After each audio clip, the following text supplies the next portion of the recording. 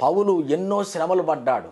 శ్రమలన్నీ చెప్పుకుంటూ వచ్చి అన్నాడు 28వ వచనం 11:28లో, ఇవియును గాక సంఘములన్నిటిని గూర్చిన చింతయు గలదు.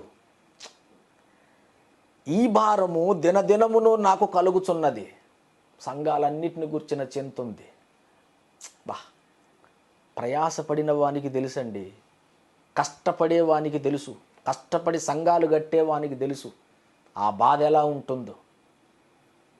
ప్రార్థనా గదిలో కన్నీళ్లు విడుచుచు ఆత్మల రక్షణ కోసం ప్రయాసపడుతూ ఉంటే ఒక ఆత్మ సంఘంలోకి వస్తే ఎంత ఆనందం, ఎంత సంతోషం. ఆత్మలను రక్షించలేని ఈ థియలాజికల్ డిగ్రీస్ ఎందుకండి?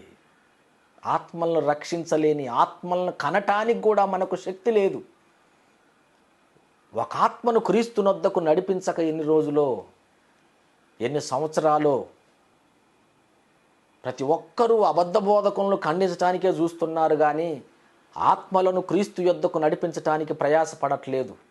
నశించిపోతున్న వారి యొద్దకు వెళ్ళి ఒక కరపత్రిక కూడా ఇవ్వట్లేదు.